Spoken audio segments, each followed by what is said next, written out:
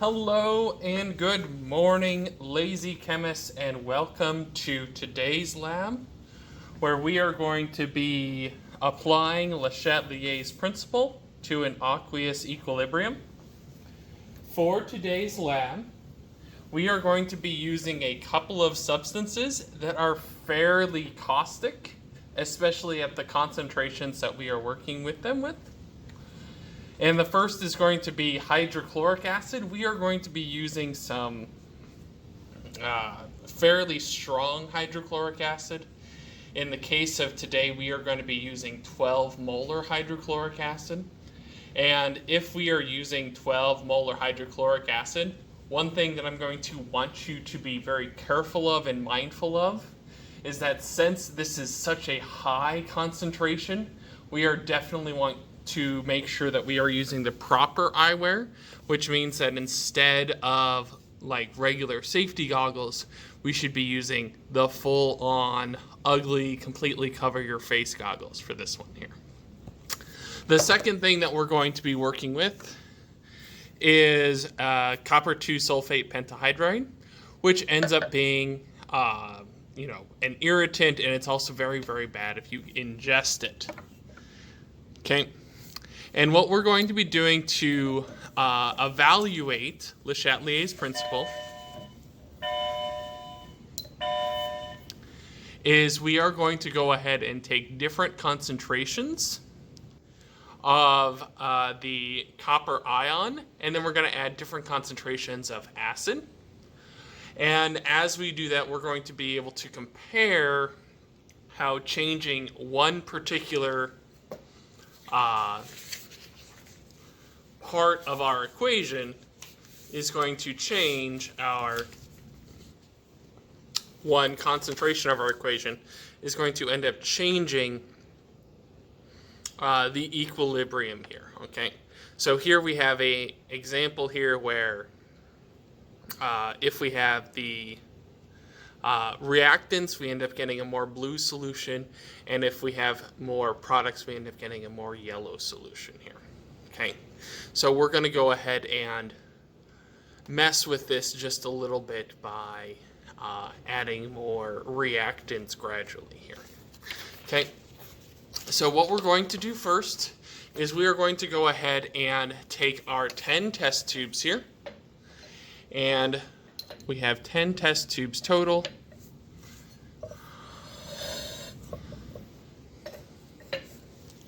And we have our two different solutions that are in the back.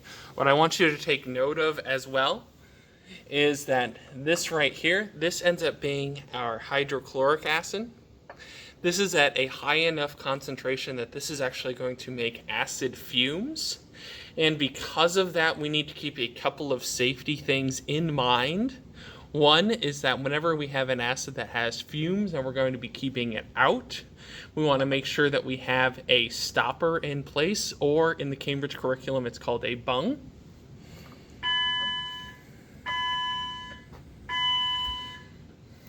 The second thing that we're going to want to keep in mind is that when we are pouring out our acid, we're always going to pour it from a beaker into the test tube.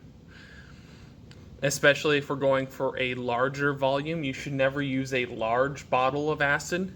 And the reason is that this spout is going to go ahead and maintain the pour a little bit easier than if we had not done such, if we had poured it directly from a bottle. The second thing that we're going to keep in mind is that even though these pipettes are fairly good for getting, a basic amount of drops and whatnot, for this concentration of acid, we're going to want to use a glass pipette. Okay, and this is a different type of pipette than you guys have used before.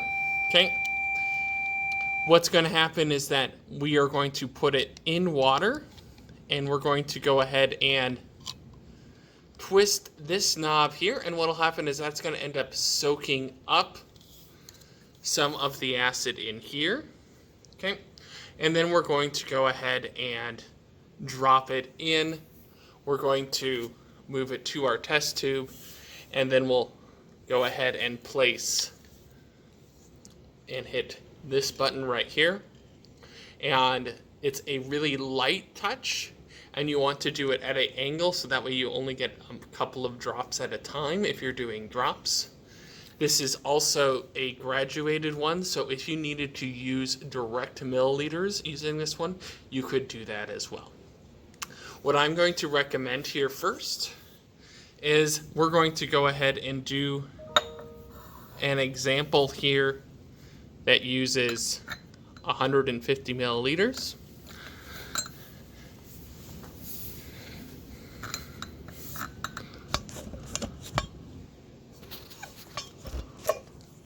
Okay.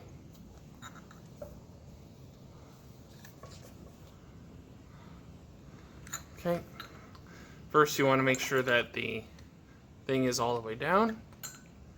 Then you're going to scroll down.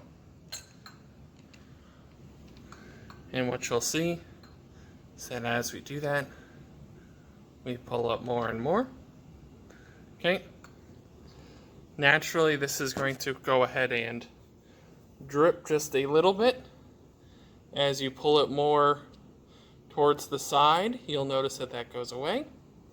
Then we can go ahead and put it over our test tube. And when we do that, that'll make it so that we can actually release it. When we release it, we're going to hit this button. And it'll go really fast if it's vertical. If it's not vertical, we should be able to get that. And vertical goes quicker. So take note of that if we ever have to use one of these types of pipettes. That's how we use it. I would recommend that if we are doing a lab with this, that you practice it first. Okay. So the first thing that we're going to do for our concentration is we're going to go ahead and add 20 drops. I am doubling it from the lab so that you guys can see it better. In the lab, you should be able to see it a little bit more closely when you guys pick it up. But for right now, what we're going to do is we're going to go ahead and put copper sulfate in each one.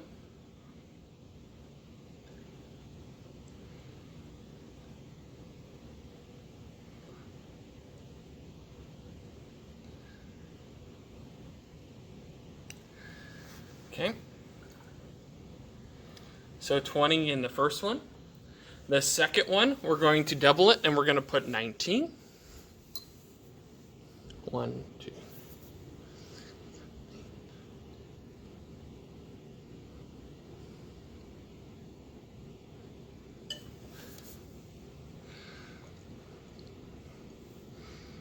And we're going to put 16.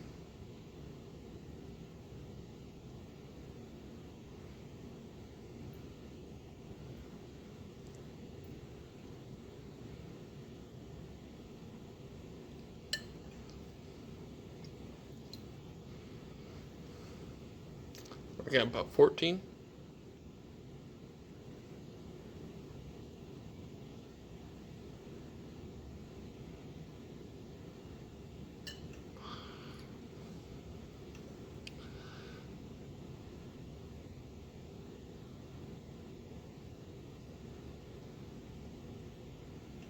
$12.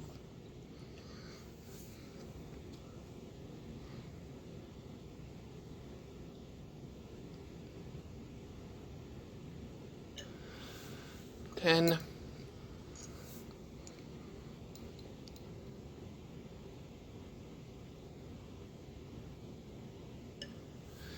$8.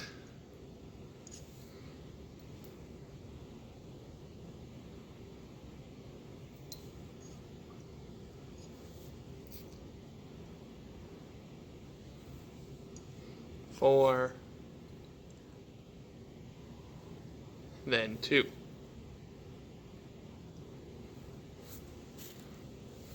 All right. We're now going to go ahead and place this dropper down.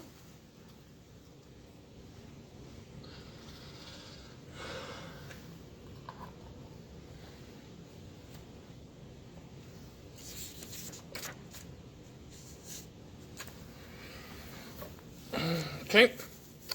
Now what we're going to do is we're going to add in the requisite amount of acid in our each test tube until we have 20 milliliters. Okay, so this one already has 20, it needs 0. This one has 18, 16, 14, 12, 10, 8, 6, 4, 2. So we're going to have to add different amounts to each one. We take the bung off.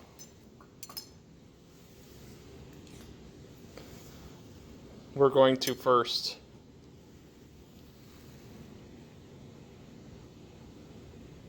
rinse. So we're pulling it all up.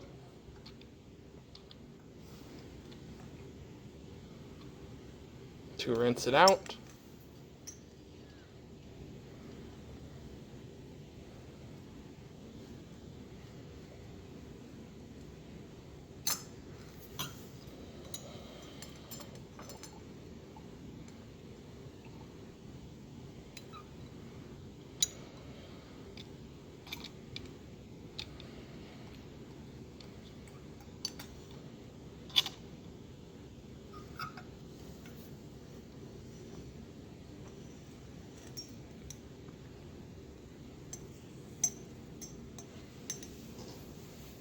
Okay, I want you to note that it's still in the main bung one, the main bunged contraption.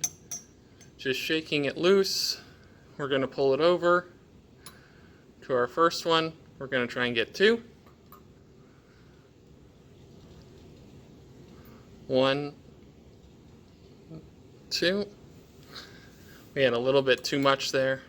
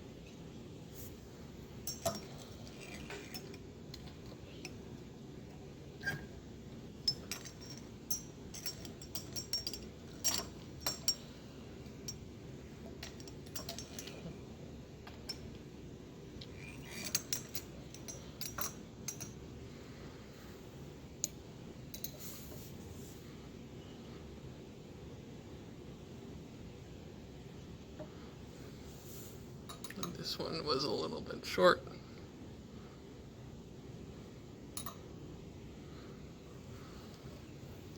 We're going to leave our leftover here.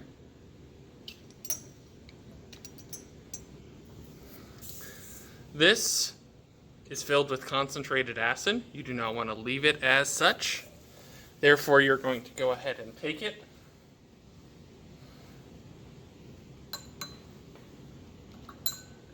Place it in water.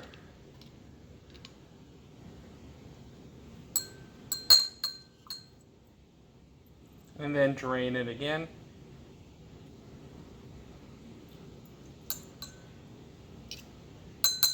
Okay. At this point, what we have is we have a different concentration of each one. And what I want you to go ahead and take a look at here is, and I guess we have to move this one somewhere else, is that here you should see a nice notice in how the color ends up changing. Let's go ahead and get the same volume in the first test tube.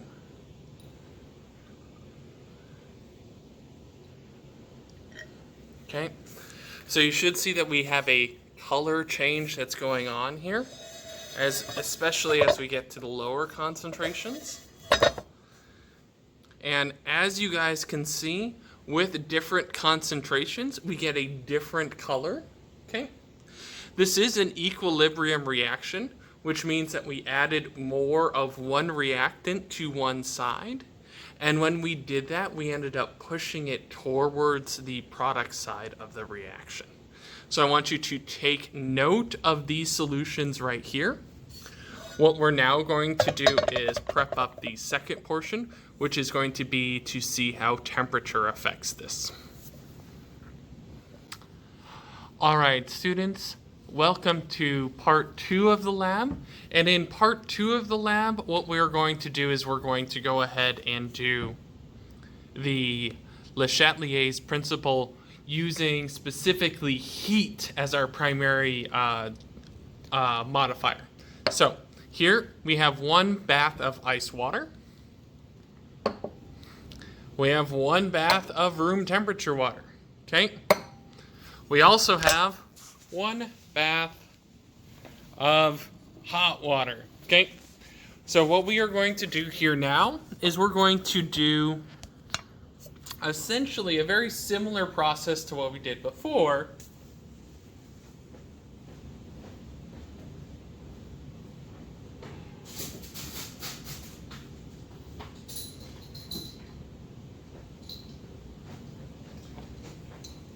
Where we are going to be taking a set concentration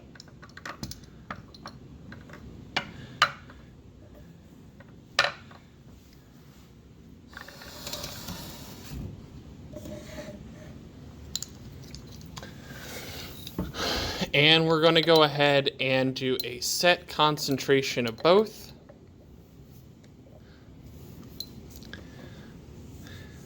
And we're going to keep our concentrations the same since we are messing just with the temperature. We're going to put 10 drops in here.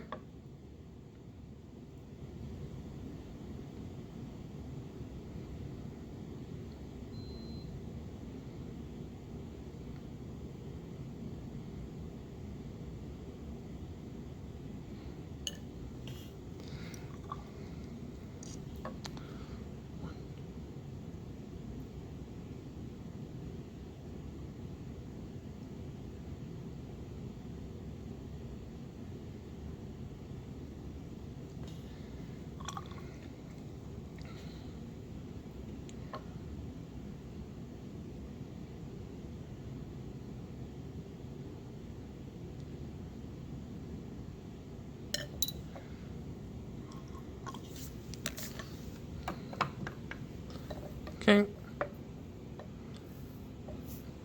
So as you can see here, we have 3 equal amounts.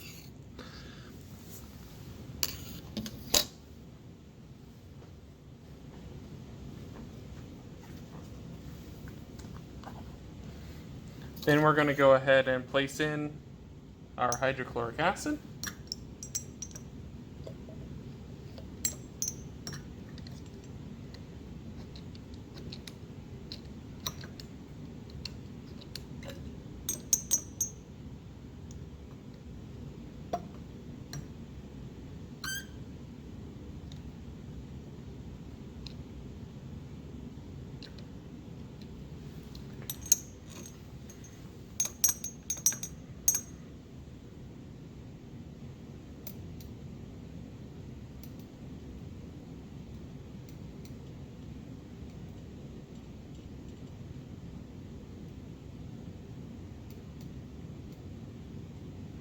Okay, I'm putting in 10 drops.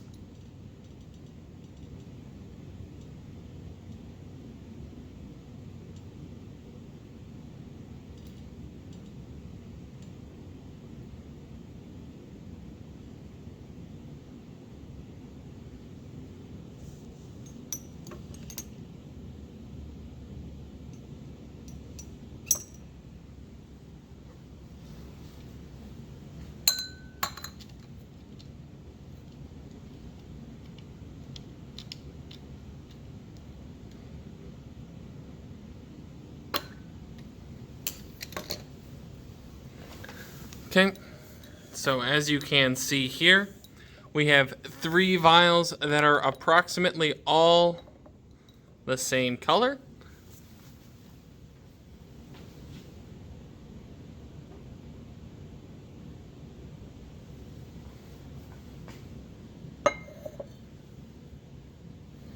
We are now going to place them into our hot water bath, our room temperature bath, and then our ice water bath. We're going to make it so that all 3 of them are able to be shown here.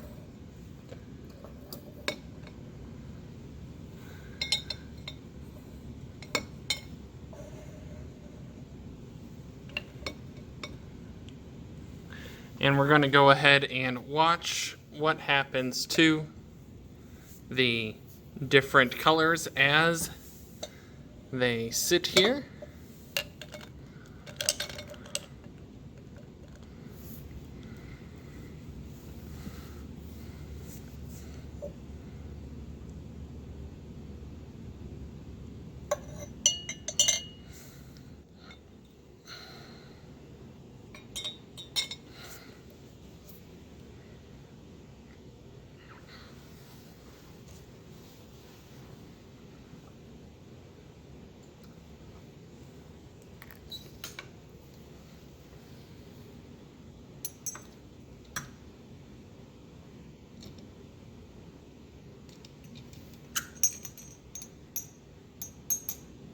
Actually going to put a couple more drops in each. 1, 2, 3, 4.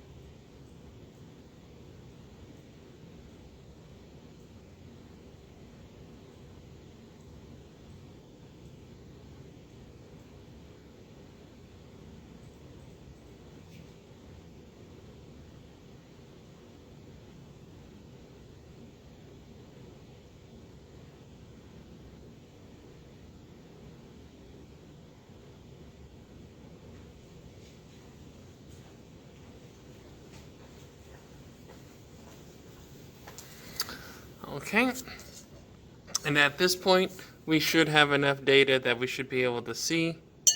This one here on the right definitely looks like it has a little bit more of the yellowish color. This one here, less so. And this one, I don't know, it's kind of hard to see. Let's pull them both out. Take a quick look. They look very, very similar.